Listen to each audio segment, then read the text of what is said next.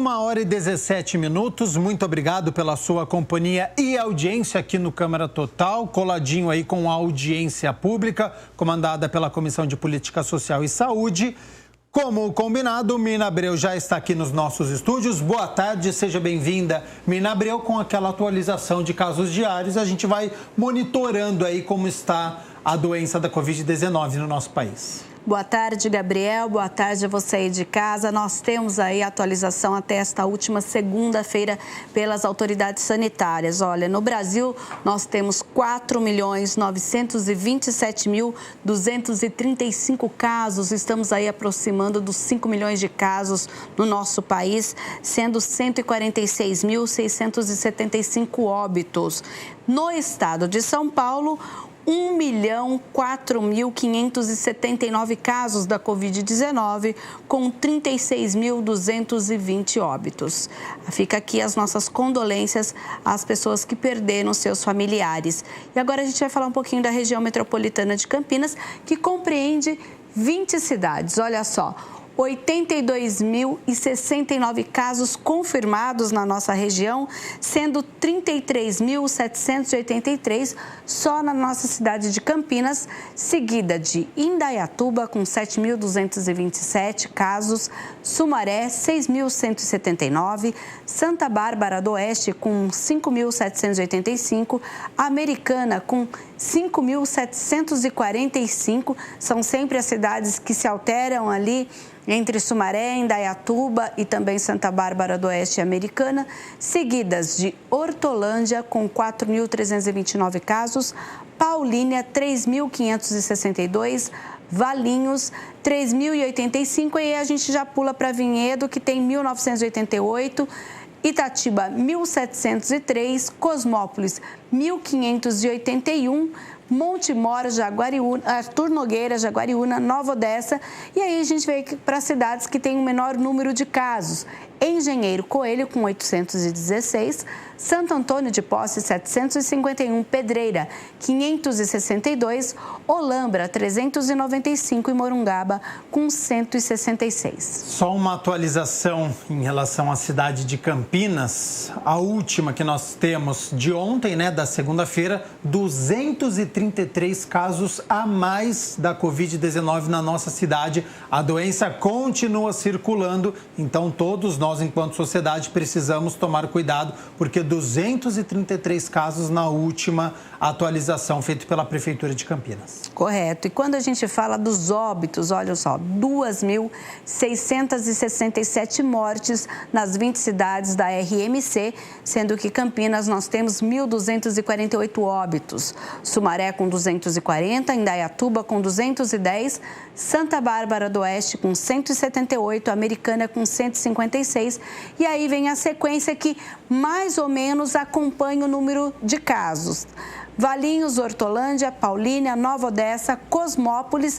Na sequência vem Montemor, Vinhedo, Itatiba, Jaguariúna, Arthur Nogueira e aí as últimas também em número de óbitos. Engenheiro Coelho com 16, Pedreira 8 óbitos, Santo Antônio de Posse 6, Morungaba 4 e Olambra 3 mortes. Agora, Mina Abreu, na sua última aparição aqui no Câmara Total ontem, a gente sempre fala dos leitos ocupados na cidade de Campinas. Se minha memória não estiver falhando, você falou que estava próximo dos 50%. E hoje eu estou acompanhando aqui 67% dos leitos ocupados.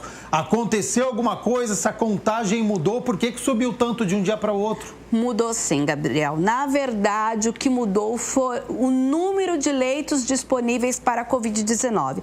A gente tem falado aqui no Notícias da Metrópole, trazido inclusive sonoras do prefeito e do secretário municipal de saúde sobre essa transição de leitos que antes eram exclusivos para a Covid-19 e que agora, aos poucos, estão sendo oferecidos para aí ter pacientes com outras comorbidades. E é o que está acontecendo.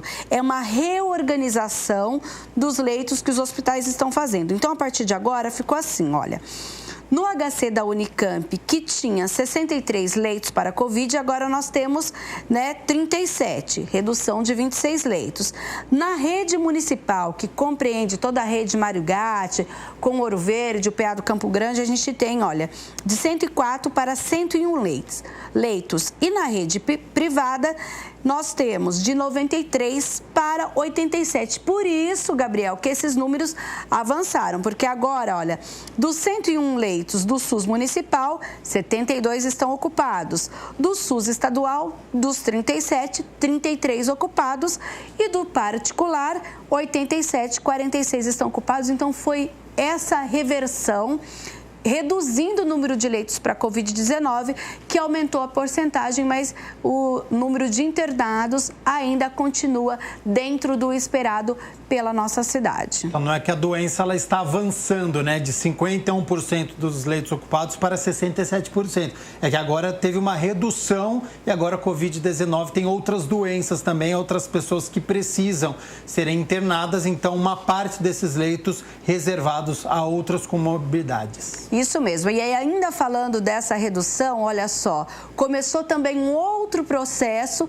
A gente lembra que a AME, ela foi inaugurada justamente para abrigar pacientes da Covid-19 naquele momento. E agora ela volta exclusivamente para o atendimento a outras especialidades e justamente com aquela função para que foi criada, e hoje de manhã foi falado, ontem, na verdade, na coletiva do prefeito, o secretário municipal de saúde falou sobre essa transição e agora para o atendimento aí a outras especialidades.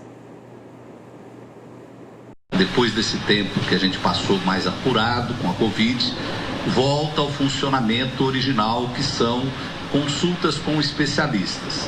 Então, não está mais atendendo Covid, e agora volta para a sua função original. Fica aqui a nossa gratidão a todos os trabalhadores, todo o pessoal lá da AME, que ajudou muito Campinas e principalmente a região, A AME recebeu muitos pacientes da região, o que nos ajudou também, porque nós podemos ter nos hospitais municipais aqui o atendimento para a população de Campinas. E agora nós começamos lá com 1.300 consultas em 4 especialidades médicas: dermatologia, urologia, otorrino e oftalmo. São essas 4 que começam, mas ao todo, e também exames de ultrassom. A gente começa também com o exame de ultrassom. Nós teremos o aumento gradual da oferta dessas especialidades e ainda não pode procurar o AME diretamente, viu, Gabriel? O agendamento é feito por meio de unidades de saúde e das centrais de regulação. Bem, a gente começou o programa Câmara Total falando sobre o derby campineiro de número 197.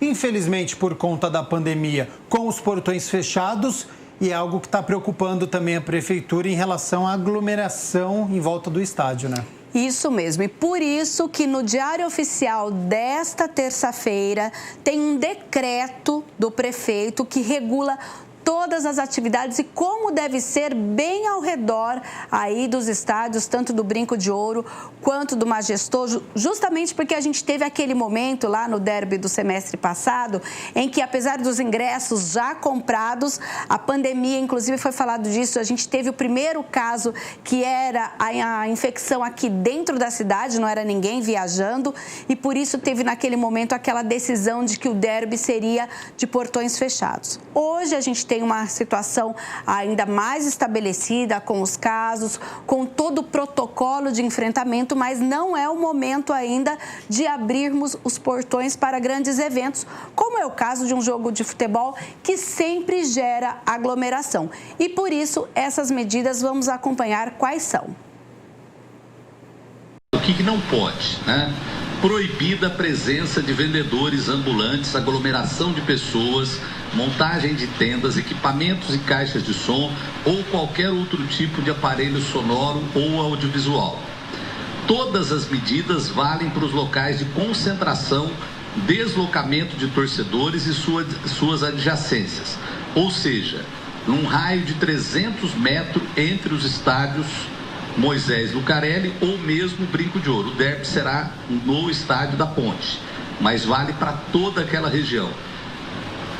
Torcida não tem, né? Então isso daqui, por que a gente está fazendo tudo isso? É para não ter aglomeração na porta do estádio.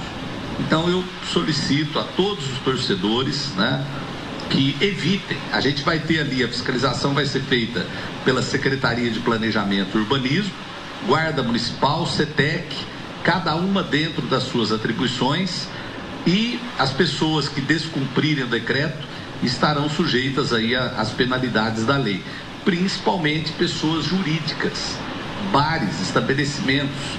Então não é para colocar nada ali que possa aglomerar pessoas. Eu vou dar como exemplo ali telão, né? Colocar um telão para fora no estabelecimento comercial, nas imediações ali dos estádios. Então não tem a torcida, e esse decreto foi solicitado pela Polícia Militar, pelas autoridades que vão fazer a segurança. Como o derby é no campo da Ponte Preta, então meu recado aos torcedores pontepretanos: pensem na saúde em primeiro lugar. Então, se a gente puder dar algum tipo de recado, não vá ao estádio, não vá recepcionar, não fique em aglomeração com a torcida assistindo. Eu sei que esse recado pode parecer, mas é chato, mas eu me reúno com a minha família. Mas não faça isso num dia como hoje, porque muitos torcedores estão combinando de se reunir. Então, a doença, nós estamos com números avançando aqui na cidade de Campinas. A gente espera que melhore o cenário quanto antes. Então, a indicação, de acordo com as autoridades de saúde, é para que você não se aglomere, não vá na porta do estádio. Aos torcedores do Guarani também, que estão combinando de assistir o jogo junto, evite fazer isso numa data como hoje, porque a gente precisa pensar na saúde para sair o quanto antes dessa pandemia, e o quanto antes sair, antes a gente vai poder reunir e curtir de novo as partidas de futebol e em todos os estabelecimentos. É verdade, Gabriel. E ainda falando de saúde, o Outubro Rosa sempre foi um marco aqui em Campinas, na saúde pública. Este ano nós temos a campanha promovida aqui pela Secretaria de Saúde, mas de uma maneira diferente devido à pandemia. Vão ser entregues material, várias lives. Quem participa de atividades nos centros de saúde vão ter oficinas só para essas pessoas. E o secretário de Saúde deixou um alerta a respeito da prevenção, que é muito importante. O câncer de mama é o câncer mais frequente e que mais mata as mulheres, né? Aqui em Campinas a mortalidade é em torno de 95 a 100 mulheres por ano, não é? Aqui em Campinas a gente faz o exame 10 anos mais cedo, é isso? Nós fazemos a partir de 40 anos. Eu até estava explicando para a Solange que nós fizemos um estudo, prefeito, dos últimos 15 anos de toda a incidência, prevalência e mortalidade do câncer de mama. E o que nós vimos é que essa faixa etária de 40 a 50 anos na nossa cidade, todos os indicadores são semelhantes aos de 50 a 60 e 60 a 70, com um agravamento que nessa faixa etária nós vimos mulheres com estágios mais avançados ao diagnóstico. Então isso fez com que nós tomássemos essa decisão de indicar a mamografia a partir dos 40 anos. O Outubro Rosa é um momento de lembrar as mulheres, elas não precisam fazer a mamografia em outubro, elas podem fazer ao longo do ano, mas lembrar da absoluta importância da prevenção do câncer de mama. E apesar de nós termos aí essa recomendação da Organização Mundial de Saúde para o exame após os 50 anos, Campinas tem o protocolo dos 40, como disse o secretário, justamente porque foi feito um estudo sobre a prevalência da doença nas mulheres de 40 anos aqui na nossa cidade, Gabriel. Falando um pouquinho agora sobre educação, tem a previsão de construção de uma creche no centro de Campinas em um prédio histórico. Isso mesmo, é um prédio que foi tombado como patrimônio histórico. Ele pertencia à Sanasa, que agora cede ao município para que então a unidade escolar seja construída ali bem na Andrade Neves, no coração da nossa cidade. Nós vamos construir mais uma creche. Dessa vez uma creche diferente, porque ela é uma creche que tem um valor histórico também. O prédio da antiga cervejaria Colúmbia. localizado na Avenida Andrade Neves. Vejam vocês lá, olha, que tem ali, é um terreno grande, né? Que tinha ali nesse terreno, ele tem toda uma história, né? O prédio foi construído em 1873 para abrigar a companhia McCarthy. Depois também teve a fábrica Lidwood, cujo prédio também foi tombado, e também ali funcionou a cervejaria Colômbia, que fabricava cervejas Franciscana, Duquesa, Colômbia, Negrita e o Guaraná Cristal. Os campineiros mais saudosistas aí que estão nos acompanhando. Então fica aí o histórico. A Secretaria de Educação adquiriu esse prédio da Sanasa, o que acaba ficando apenas um encontro de contas, porque depois a Sanasa, por ser uma companhia pública, ela, depois no fim do ano, os dividendos dela são repassados à prefeitura, mas por questão contábil nós fizemos aí a aquisição desse prédio e a autorização para desapropriação foi publicada no Diário Oficial da última quinta, dia 1º de outubro. Passo seguinte, a gente abre a licitação para poder dar início à construção de uma nova unidade escolar. Nós temos uma demanda não atendida aqui no centro de 147 crianças hoje. Mas o importante desse terreno, prefeito, nós procuramos muitos prédios nesses anos para adequar uma creche, mas prédio no centro ainda é muito difícil, porque nós temos que ter aquele espaço externo, né, para as crianças brincarem. E então esse terreno caiu do céu. Olha, e como pode ser percebido aí pelas fotos aéreas, na verdade o prédio será mantido e será readequado para que a creche seja construída. Lembrando que apesar dessa demanda de 147 vagas no centro da cidade, a creche terá capacidade para 360 crianças. E ainda falando de educação, hoje foi também publicado o decreto municipal a respeito das voltas às aulas da rede particular e da volta às aulas facultativa para a rede pública estadual. Informações completas, notícias da metrópole com a Mina Abreu.